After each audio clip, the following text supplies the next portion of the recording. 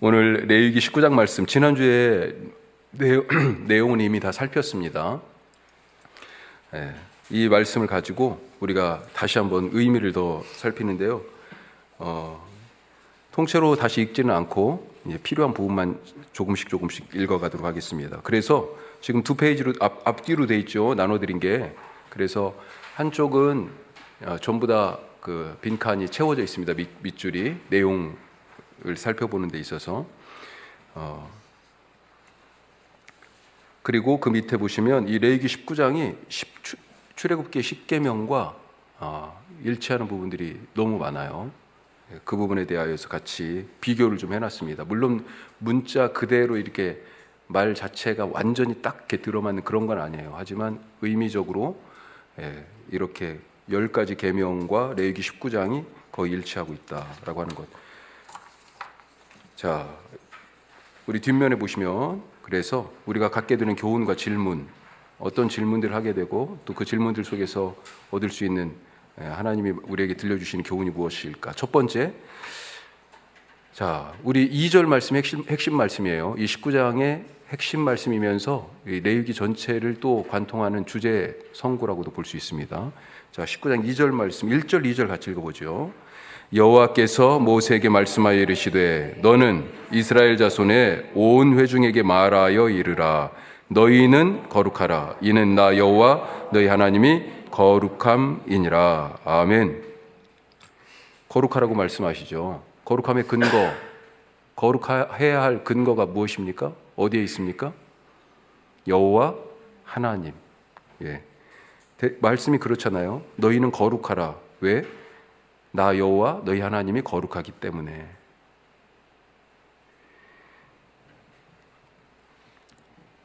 우리가 거룩해야 될 근거는 하나님이십니다. 여호와 하나님이세요. 자, 거룩은 무슨 뜻이라고 그랬어요?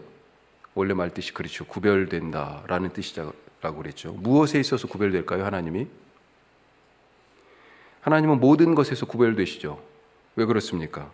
세상에 있는 모든 것들은 그렇죠. 피조물이고 하나님만 창조하신 분이잖아요. 그러니까 세상에 있는 모든 것은 출처가 있는데 하나님만 스스로 계신 분이에요. 존재 자체이신 분. 다릅니다. 존재 양식이 다른 거죠. 그래서 자, 또 뭐 이런 것들을 생각해 볼 수 있어요. 사람에게 사랑이 있습니까? 사랑이 있죠. 그런데 그 사랑이 어느 정도예요? 사람에게 선함이 있죠. 그런데 그 선함이 어느 정도예요? 100% 선한 거예요? 하나님은 절대 선이시고 하나님은 절대 사랑이시라는 거죠. 그런 점에서 사람에게도 다 사람들도 선한 사람도 있고 우리도 다 사랑하면서 살려고 애쓰지만 사람들의 그것과 비교할 수 없이 탁월한 바로 그것이 거룩입니다. 비교할 수가 없어요. 사람에게도 생명이 있잖아요. 그런데 이 생명이 어디? 유효기간이 있습니다. 우리는 사실은 어쩌면 생명을 갖는 순간부터 죽음을 향해 나아가는 끝을 향하여 계속 끝이 정해진 사람들이잖아요. 그런 존재인데 하나님은요? 하나님의 생명은 사람들의 생명과 질적으로 다르잖아요. 이 하나님의 생명의 특징을 한마디로 뭐라고 얘기합니까? 영생이라고 얘기하잖아요. 영생. 우리가 영생을 얘기할 때 그래서 시간적으로 무조건 긴 이것은 어떻게 보면 시간을 초월했다라고 하는 의미에서 하나님의 생명의 하나의 모습이지 그냥 무작정 긴 시간만을 영생이라고 얘기하는 게 아니죠. 이 영생이라는 말의 특징은 뭐예요? 한계가 있는 사람의 생명과 구별되는 영원하신 하나님의 생명, 모든 것에 생명을 부여하는 능력으로서의 생명, 이런 것을 얘기할 수 있는 거죠. 그러니 사람이 가진 생명과 질적으로 차이가 다른 거죠. 그래서 구별되는 것입니다. 그래서 거룩한 거고요. 그렇게 얘기할 수 있습니다. 자, 같은 맥락에서 예수님께서도 이와 같은 말씀을 하셨어요. 마태복음 5장 48절 거기 있죠, 말씀.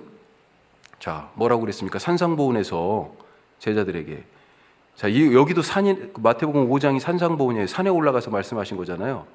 이 레위기 말씀도 지금 시내산 자락에서 말씀하시는 거잖아요.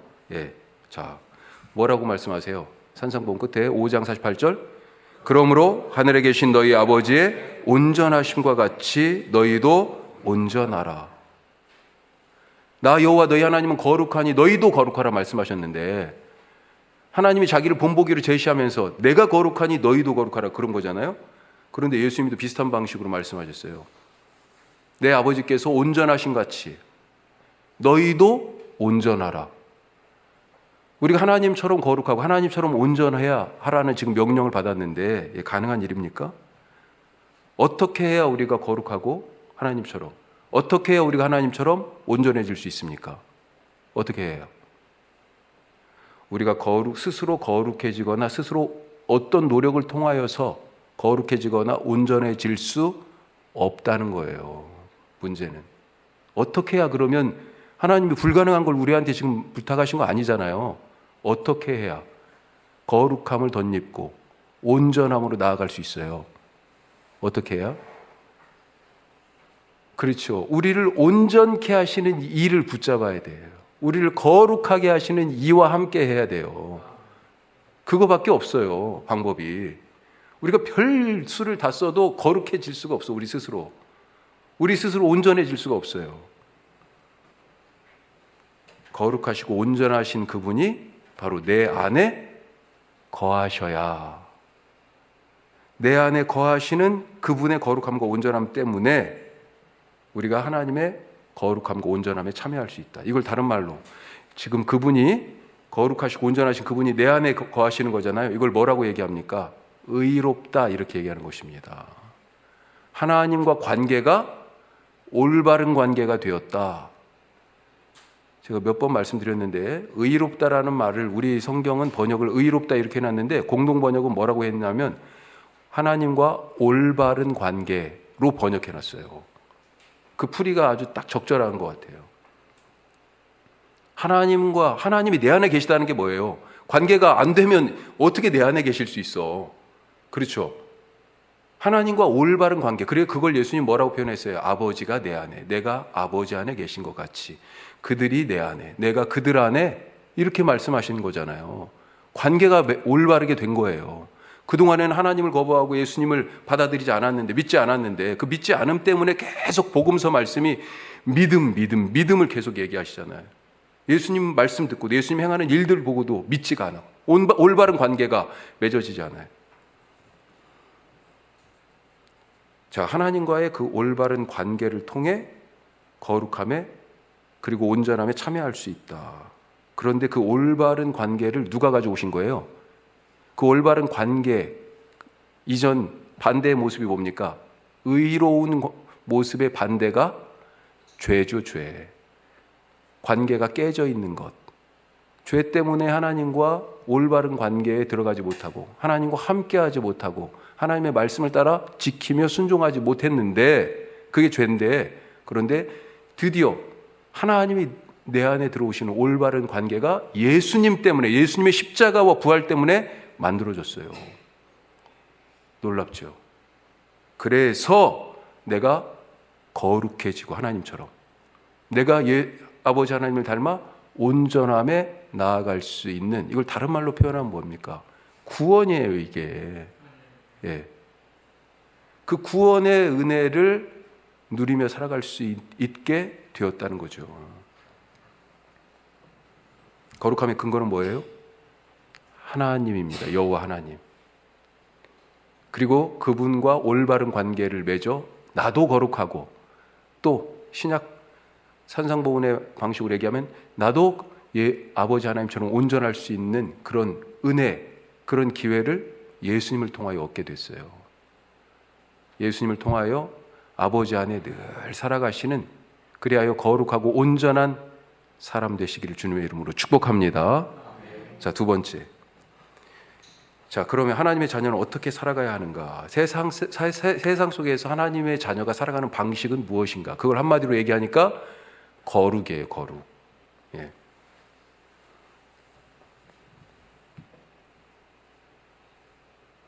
자, 우리를 여러 가지 표현으로 부르죠. 예수님은 우리를 하나님의 자녀, 또 하나님의 백성, 또 예수님은 제자, 제자 삼으셨잖아요. 제자, 그리스도의 제자 이렇게도 부릅니다. 하여튼 뭐 어떻게 부르든지 간에 바로 우리들에게는 사명이 있어요.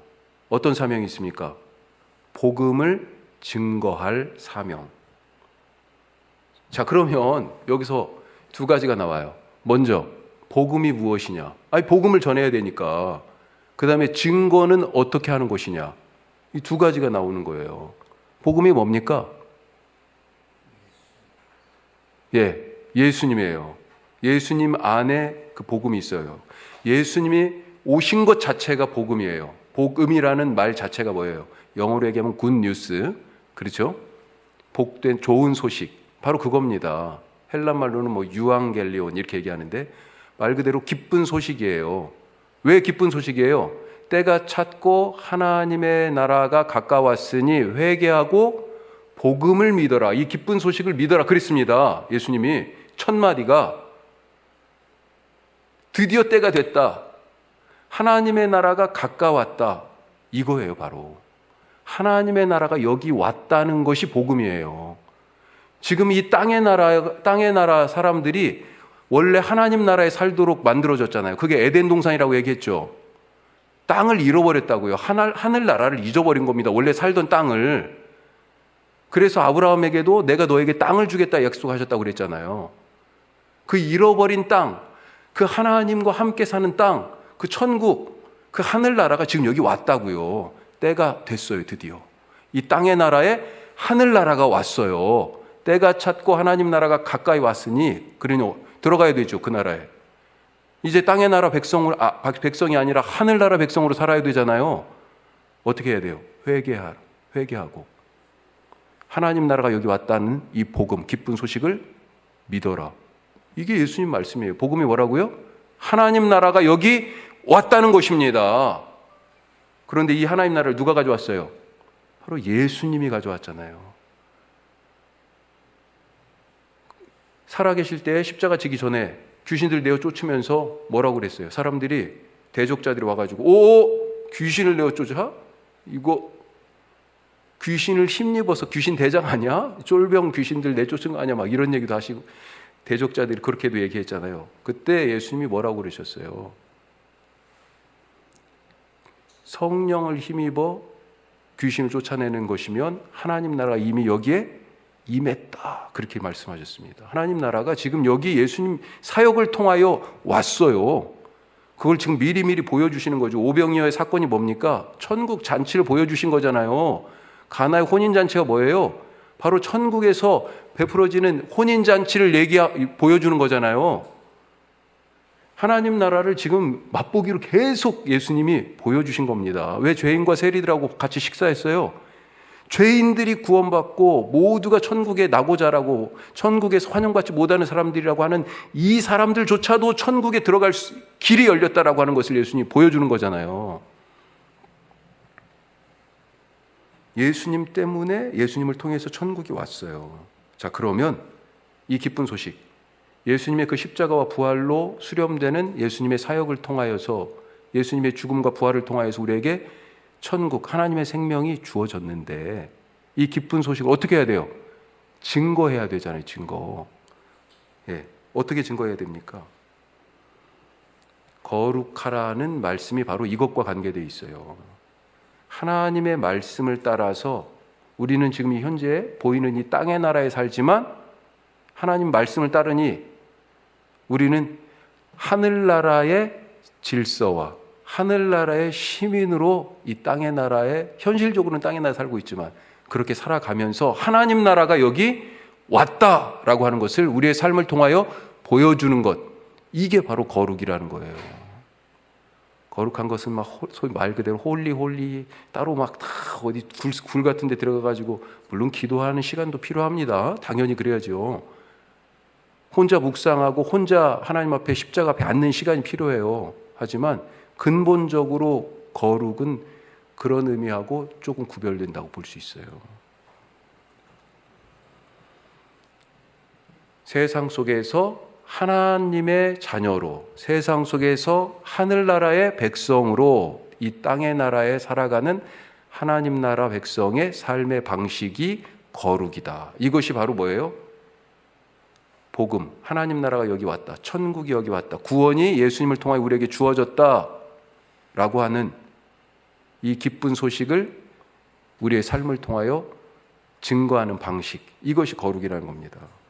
자, 그래서 바울이 뭐라고 그랬습니까? 이것을 그리스도인들이, 의롭게 된 자들이, 구원받은 자들이 세상에서 어떻게 살아가야 하는지 이렇게 말하죠. 로마서 12장 말씀, 자, 같이 읽습니다. 그러므로 형제들아, 내가 하나님의 모든 자비하심으로 너희를 권하노니 너희 몸을 하나님이 기뻐하시는 거룩한 산 제물로 드리라. 이는 너희가 드릴 영적 예배니라. 너희는 이 세대를 본받지 말고, 자, 잠깐만요.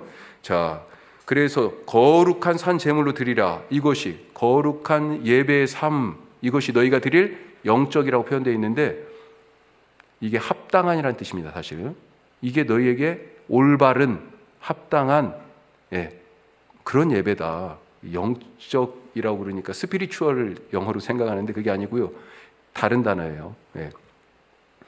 자, 우리가 드릴 합당한 올바른 예배가 무엇이냐, 이제 구체적으로 나와요.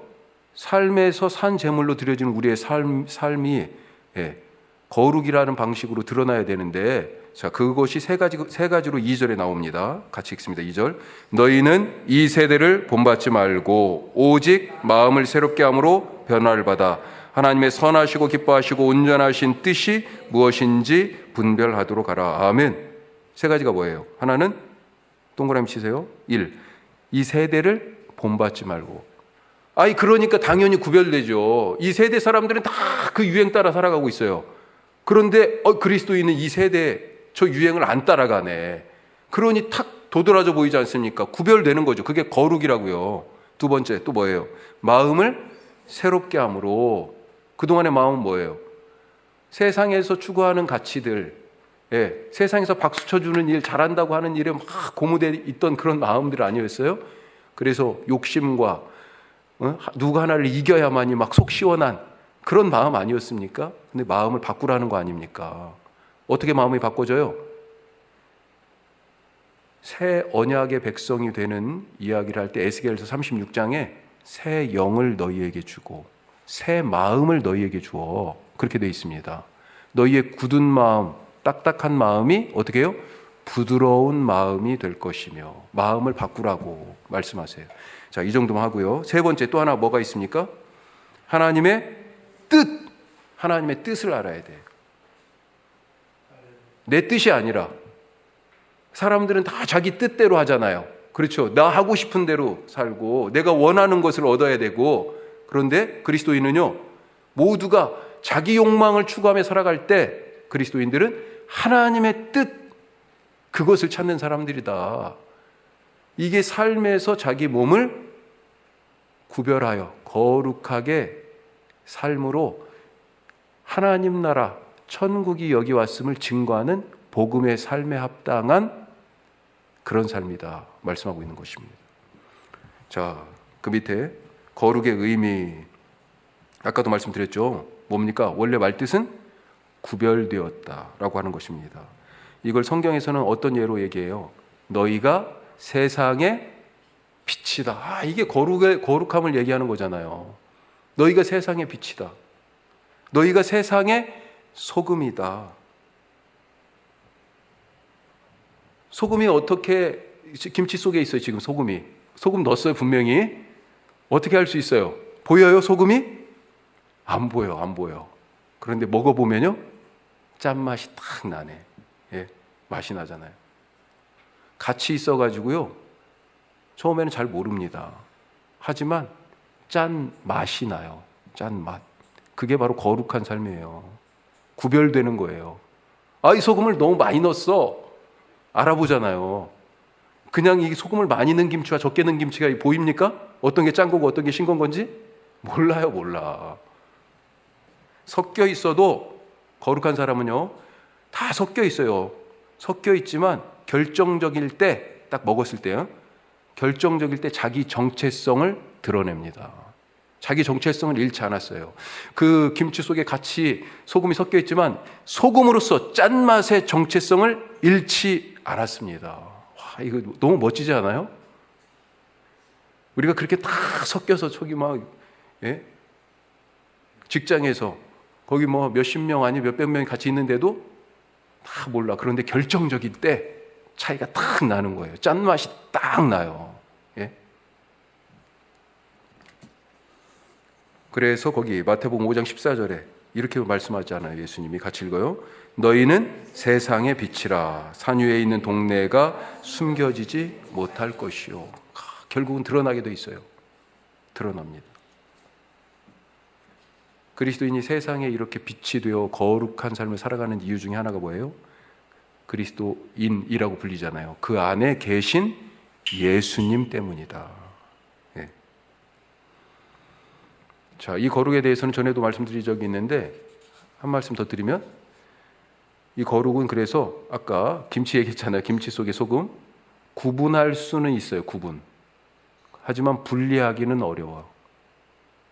구분은 합니다. 이 속에 소금이 들었어. 그렇죠? 소금이 들었어. 분별은 돼요. 그렇지만 분리할 수는 없어. 자, 다른 말로 얘기하면 빛이 있어요. 여기 지금. 자, 초를 켰어요. 어둡습니다. 초를 켰어요. 빛이 나가죠. 그렇죠? 탁 구별돼 보이잖아요. 빛이. 자, 그런데 어디까지가 빛이고 어디서부터는 어둠일까요? 여기 이 초의 핵심은 지금 엄청 밝을 거 아니에요. 그렇죠? 그런데 점점 이렇게. 자, 어디서부터 어둠이고 어디까지가 빛이에요? 그걸 구분해낼 수 있습니까? 분리해낼 수 있어요? 구분은 가능하죠. 딱 도드러 보이니까. 빛. 그런데 그걸 분리해낼 수 있어요?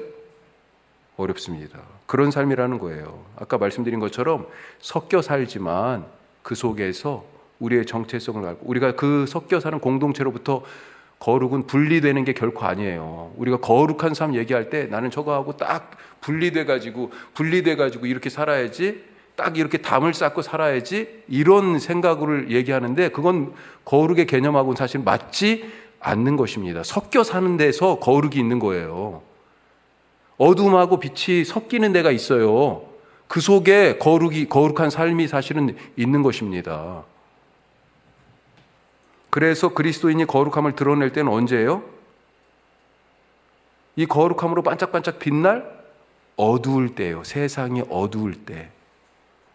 세상이 어두울 때 그리스도인이 거룩함으로 빛날 때, 그가 거룩한 그리스도인의 정체성을 드러낼 때가 바로 세상이 어두울 때예요. 모두가 진실을 얘기하지 않을 때, 그래서 뭐라고 얘기해요? 이것이 진실이라고 선포하는 거죠. 죽은 자의 부활이 모두가 없다고 얘기할 때 제자들이 뭐라고 얘기했어요? 죽은 자가 지금 다시 살아났다고 얘기하는 거잖아요. 자, 마태복음 5장 37절 말씀 뭐라고 돼 있습니까? 오직 너희 말은 옳다 아니라 하라. 이에서 지나는 것은 악으로부터 나느니라. 사람들은요, 옳은 것을 옳다고 얘기 안 해. 왜요? 눈치 보느라고. 그러다 내 밥줄 끊어질까 봐. 거룩한 삶이 아니죠. 옳은 것을 옳다고 얘기하는 거예요. 아주 단순한 거예요. 아닌 것을 아니라고 말하는 것입니다. 맞는 것을 맞다고 인정하는 거고요. 틀린 것은 틀렸다고 거부하는 거예요. 단순합니다. 그래서 그리스도인의 삶은. 거룩한 사람의 삶은 단순해요. 다시 한번 잊지 마시기 바랍니다. 그리스도인의 자리는 세상이에요. 빛이 있어야 할 자리는 어디예요? 어둠입니다. 거기서 그 어둠과 빛을 사실은 구분은 딱 돼요. 우와! 어둠 속에 빛이 딱 촛불이 하나 켜지니까 딱 드러나 보이잖아요. 하지만 분리해낼 수는 없어요. 우리는 그 속에 있어야 됩니다. 거룩한 그리스도인의 자리는 어디예요? 어두운 세상이에요. 어두운 세상. 자, 3번. 자, 이 거룩을 또 다른 차원에서 보면, 특히 이 레위기 19장 말씀은 그래서 거룩한 삶을 어떻게 얘기하냐면 하나님과의 관계 속에서의 그런 예배, 기도 뭐 이런 것으로 한정하지 않고요. 우리가 지난 시간에 읽어봤지만 뭘로 표현해요? 공동체적인 삶에서 이 거룩을 얘기하고 있어요. 자, 그래서 세 번째 거룩을 공동체적인 사명. 그 밑줄 그어져 있습니까, 거기에? 예. 공동체적인 사명. 거룩은 공동체적인 우리에게 주신 각자 개인에게 주신 어떤 사명을 넘어서 이스라엘이라고 하는 이 공동체에 주신 사명이에요. 자, 우리가 2절 말씀이 핵심 말씀이라고 그랬잖아요. 이 거룩하라다. 나 여호와 너희 하나님은 거룩하니 너희도 거룩하라 그랬는데 그 앞에 이걸 누구한테 얘기했어요? 잘 보세요. 2절 말씀. 자, 누구에게 얘기했습니까? 모세에게 이제 얘기하면서 너는 이스라엘 자손의 온 회중에게 말하여 이르라. 거룩하라는 명령을 받을 사람이 누구예요? 이스라엘 자손의 온 회중. 이렇게 되어 있습니다. 자, 이게 별거 아닌 것 같은데 이 이스라엘 자손 온 회중이라는 이 말이 레위기에 딱 2번 나와요. 4장 13절에 한번 나오는데 이때는 속죄제예요. 속죄제가 여러 차원의 속죄제가 있습니다. 대제사장 자기의 죄를 위하여 속죄하는 게 있고, 그 다음에 백성의 족장들을 위하여 속죄하는 것도 있고, 백성들 개인을 위한 그런 속죄도 있고. 그런데 뭐가 있냐면 속죄제 2번째 항목이 이스라엘 온 회중을 위한 속죄제예요. 그때 딱 한번 나옵니다. 이스라엘 온 회중을 위한 속죄제, 그 다음에 지금 이 말씀이 나오는 거예요. 자, 이건 뭐예요? 하나님이 명령하시는 이 거룩이 개인적인 거룩과 더불어 이스라엘 공동체의 거룩을 얘기하시는 거다. 이 이스라엘 공동체가 거룩하기 위하여서 어떻게 해야 돼요? 그 말씀이 지금 이 19장에 거의 빼곡하게 지금 들어가 있는 것입니다. 나 혼자 잘 먹고 잘 사는 것으로 땡이에요? 그럴 수 없다는 거예요. 그게 어떻게 거룩한 백성이냐는 것입니다. 다른 사람한테 사기치고 거짓말해요? 그게 어떻게 거룩한 백성이냐는 거예요. 나 잘 살자고 다른 사람 눈에 피눈물 나게 하는 것, 그게 어떻게 거룩한 백성이냐는 거예요. 나하고 좀 더 친하다고 재판에서 저 사람 더 잘 봐주는 거, 그게 어떻게 거룩한 백성이라는 거예요. 마지막에는 공평한 추, 공평한 저울, 이런 얘기가 나오는데 나 조금 더 잘 살자고 추를 속이고 저울을 속여가 눈금을 속여가지고 그렇게 장사하고 파는 것, 이게 어떻게 거룩한 백성이냐는 거예요. 이게 전부 다 뭐예요? 공동체적인 삶에서의 거룩함입니다. 나 여호와 너희 하나님은 거룩하라 말씀하시는데 예배 어떻게 드려? 기도는 언제 뭐 이런 얘기보다 사실은 서로 간에 살아가면서 있을 삶의 다양한 상황 속에서의 거룩함을 더 많이 얘기하고 있어요. 자, 거기 시편 68편 말씀 있잖아요. 같이 한번 읽어보죠. 그의 거룩한 처소에 계신 하나님은 고아의 아버지이시며 과부의 재판장이시라. 하나님이 거룩하다고 그랬잖아요. 거룩한 처소에 계신 하나님이 지금 거룩하시다는 얘기입니다. 거룩한 하나님이 누구예요? 고아의 아버지, 과부의 재판장. 하나님의 거룩이 어떤 방식으로 나타나요? 고아의 아버지가 되시고 과부의 편을 들어주시는 그런 모습으로 억울한 자의 억울함을 풀어주시고 손해보는 자를 오히려 채워주시고 외로운 자를 감싸 안아주시는 그런 모습으로 하나님의 거룩함이 나타나니 우리가 그 하나님을 지금 닮아야 되잖아요. 바로 그런 삶에 대하여서 이 레위기 19장에서 얘기하고 있는 것입니다. 자, 그래서 크게 2가지로 이 공동체적 사명으로서의 거룩을 살펴보면, 자, 첫 번째 뭐라고요? 거룩은 뭘 버리고 뭐 하는 삶? 욕심은, 너무 많이 밑줄을 쳐놨네요. 욕심을 버리고 뭐 나누지 못하는 것은 욕심 때문에 그렇잖아요. 또 결국은 나누는 거죠. 욕심을 버리고 나누는 삶. 자, 우리 지난 시간에 이미 한번 살짝 말씀을 드렸습니다만 우리 5절부터 10절까지 말씀 한번 읽어보죠. 자, 이게 지금 하나로 묶여져 있습니다.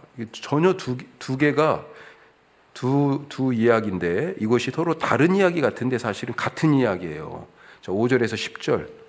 자, 거룩한 삶을 염두에 두고 한번 읽어보겠습니다. 너희는 화목 제물을 드릴 여호와께 드릴 때 기쁘게 받으시도록 드리고 그 제물은 드리는 날과 이튿날에 먹고 셋째 날까지 남았거든 불사르라. 셋째 날에 조금이라도 먹으면 가증한 것이 되어 기쁘게 받으심이 되지 못하고 그것을 먹는 자는 여호와의 성물을 더럽힘으로 말미암아 죄를 담당하리니 그가 그의 백성 중에서 끊어지리라. 너희가 너희의 땅에서 곡식을 거둘 때 너는 반 모퉁이까지 다 거두지 말고 내 떨어진 이삭도 줍지 말며 내 포도원의 열매를 다 따지 말며 내 포도원에 떨어진 열매도 줍지 말고 가난한 사람과 거류민을 위하여 버려두라. 나는 너희 하나님 여호와이니라. 아멘. 자, 여기 끝에 나는 너희 하나님 여호와다 라고 하는 걸로 지금 각 단락단락이 나눠진다고 그랬어요. 이게 지금 19장에서 16번이 나옵니다. 나는 너희 하나님 여호와니라가 8번, 그 다음에 나는 여호와니라가 또 8번, 그래서 16번이 나와요. 하여튼 그런데 이 5절에서 10절까지가 지금 묶여져 있어요. 한 단락으로. 그런데 이야기가 두 개잖아요. 하나는 뭡니까? 화목제물에 대한 말씀이에요. 아니, 거룩한 삶을 얘기할 때 지금 예배 잘 드려라 뭐 이런 얘기 할 수 있어요, 충분히. 그런데 이미 예배에 대한 말씀은 레위기 1장에서 7장까지 엄청나게 많이 하셨잖아. 제사를 어떻게 드려야 된다고 막 다. 그렇죠. 근데 굳이 여기에서 다른 거 말고 화목제만 얘기할까? 화목제는 뭐예요? 화목제는 공동체 예배입니다. 이 공동체 예배로서의 특성이 화목제의 어떤 방식으로 나타나요? 함께 먹는 식사로 나타나잖아요. 화목제는 함께 밥 먹는 예배잖아요. 소 한 마리 지금 하나님께 드렸어요? 하나님 몫은 뭐예요? 기름과 콩팥. 그렇죠? 자, 그거 번제단에 태웠습니다. 그리고 제사장을 위한 몫이 있어요. 등 뒷다리, 오른 뒷다리, 흔든 가슴. 이건 제사장 겁니다. 자, 그리고 나서 나머지는요? 전부 다 예배 드린 사람들하고 자기가 초청해서 같이 먹는 식사가 바로 화목제예요. 화목제는 그래서 공동체 예배라고요. 다른 예배, 번제, 소제, 속건제, 속죄제 얘기 안 했어요. 그것도 화목제에서도 다른 방식, 다른 걸 얘기한 게 아니고 먹는 것만 얘기했어요. 그리고 감사함으로 드리는 제사는 그날 다 먹어야 되지 그 다음 날 있으면 부정한 거예요. 오늘 여기 말씀에서는 서원이나 자원함으로 드리는 화목제를 얘기해요. 이튿날까지는 먹을 수 있어. 그런데 3일째 그 고기가 남으면 안 돼. 그러니 이걸 다 먹으려니까요, 하루 이틀 사이에 다 먹을 만큼 사람들을 많이 함께 초대해야 돼요. 나 더 먹겠다고 나는 내일 모레 일주일 후에 이거 놔뒀다가 못 먹어요. 못 먹을 수가 없어. 그거 먹으면 부정하게 돼요. 뭐라고 돼 있습니까? 대가 끊어지리라. 그렇게 돼 있습니다. 대가 끊어지리라. 나 혼자 먹겠다고 그렇게 욕심 부리다가는요, 대가 끊어져요. 배가 부른 게 아니라. 그것과 똑같은 방식으로 지금 뭐라고 얘기해요? 예배에서의 그런 공동체성을 얘기하는데 그 밑에 곡식을 추수할 때, 포도원에서 포도를 딸 때 다 따지 말라는 거 아니에요. 남겨두라는 것 아닙니까? 고아와 과부와 너희 가운데 거류하는 거류민을 위하여서 남겨둬라. 이거 무슨 얘기예요? 내 밭인데, 내 포도원인데, 예? 내 거다라고 얘기하지 말라는 겁니다. 거기에는 하나님께서 네 밭을 통하여서 저 과부에게, 저 고아에게, 저 거류민에게, 땅 한 떼기 없는 그 사람들에게 하나님께서 주시려고 네 밭을 지금 사용하신 거예요. 내 것이 아닙니다, 결코. 자기 권리라고 여겼던 것을 포기하고 하나님이 주신 것으로 여기고 나누는 삶을 살아라. 그래서 거룩은 욕심을 버리고, 욕심이 있으면 이게 안 되는 거죠. 욕심을 버리고 함께 먹고 같이 나누는 그런 삶이다. 자, 또 한 가지 거룩. 무엇을 세웁니까? 공동체적으로 사회가 유지되려면 뭐가 세워져야 돼? 정의. 뭐 이걸 다른 말로 질서라고도 얘기할 수 있죠. 네, 정의. 자, 11절, 12절 말씀 뭐예요? 도둑질, 거짓말, 거짓 맹세, 하나님 이름까지 들먹이면서 내 말이 맞아 막 그렇게 거짓 맹세해. 이거 뭐예요? 진실을 가리는 행위 아닙니까? 정의가 무너지는 거예요. 그러면 이 사회가 그 공동체가 결국은 그것 때문에 무너지는 거죠. 13절도 같은 맥락입니다. 자, 13절 같이 한번 읽어보겠습니다. 13절 너는 내 이웃을 억압하지 말며 착취하지 말며 품꾼의 삭슬 아침까지 밤새도록 내게 두지 말며. 내 이웃을 억압하다, 그 다음에 착취하다, 두 가지 동사가 나왔는데 억압하다는 말뜻에 조금 더 원래 말뜻에 집중해서 보면 억압하다는 법의 테두리 안에서 남의 것을 속여 빼앗는 겁니다. 법을 이용하는 거예요. 합법적으로 일종의 법 기술자들이 하는 방법이죠. 법의 틈바구니를 파고들어서 그래서 진실을 거짓으로 둔갑시키고 그가 가진 것을 강탈해내는, 억압하다라고 번역됐는데 그런 의미가 들어있어요. 착취하다는 불법적인 행위, 억압하다와 반대적인 의미죠. 좀 불법적인 행위를 통해서 강탈하는 겁니다. 하여튼 어떤 방식으로든지 지금 저 사람 것을 가져오는 거잖아요. 억압하고 착취해가지고 내 걸로 삼는 겁니다. 예? 다 도둑질들이에요. 자, 이렇게 그것이 어떤 물건이든지 어떤 진실이든지 다 내게 유리한 쪽으로 지금 하는 거잖아요. 진실을 은폐하고 그 구분 정의를 가만히 놔뒀다? 이게 바로 거룩한 삶이 아니라는 것입니다. 자, 15절은 그래가지고 뭘 얘기합니까? 재판할 때 공정하지 않아서 정의가 실종된 경우를 얘기하죠. 자, 15절 우리 같이 한번 다시 읽어보겠습니다. 15절입니다. 너희는 재판할 때 불의를 행하지 말며 가난한 자의 편을 들지 말며 세력 있는 자라고 두둔하지 말고 공의로 사람을 재판할지며. 아멘. 예. 그 마지막에 거기에 공의로 사람을 재판하라. 근데 이 사람이라고 번역된 이 말이 친구, 지인 이런 뜻입니다. 너하고 가까운 친구라도, 네가 아는 지인이라도. 그래서 그의 가난한 형편을 돌봐주고 재판해서 오히려 가난하다고 편들어줘요? 또 반대로 세력이 있다고 그 세력에 또 굴복해서 재판을 해? 다 안 된다는 겁니다. 예, 다 안 돼요.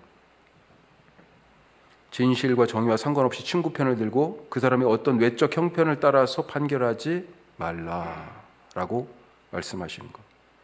자, 이렇게 거룩은 공동체적 거룩함이라는 차원에서 봤을 때 공동체 안에서 하나님의 정의를 세우는 것, 이것이 바로 거룩이다. 자, 오늘 더 19장 가지고 제가 준비하다 보니까 무궁무진 설교를 할 수 있을 것 같아요. 예, 여기까지만 하도록 하겠습니다. 무엇이 거룩한 삶일까요? 다시 한번 마음속에 새기고, 하나님께서 지금 우리에게 중요한 것은 나 여호와 너희 하나님이 거룩하니 너희도 거룩하라 말씀하셨어요. 어떻게 거룩해질 수 있어요? 스스로 거룩하고 온전하게 될 수 없다. 오늘 여기까지만 알아도 큰 은혜죠. 그렇기 때문에 어때요? 주님을 더욱 의지할 수밖에 없습니다. 그런 믿음으로 살아갈 때 우리가 조금씩 주님을 닮아서 거룩함과 온전함에 나아갈 수 있을 것입니다. 뿐만 아니라 거룩은 세상과 분리와 단절이 아니에요. 결코. 지금 오늘 19장 말씀에서 계속 본 것이 뭐예요? 세상 속에서 살아가는 삶이고, 빛이 있어야 할 곳은 어둠이다 라고 하는 것, 계속 말씀을 나눴습니다. 주님, 그런 삶을 살게 하여 주시옵소서. 우리 다 같이 거룩한 삶을 위하여서, 내 사랑 공동체를 위해서 우리 두 가지 제목을 가지고 같이 함께 기도하겠습니다. 기도합시다.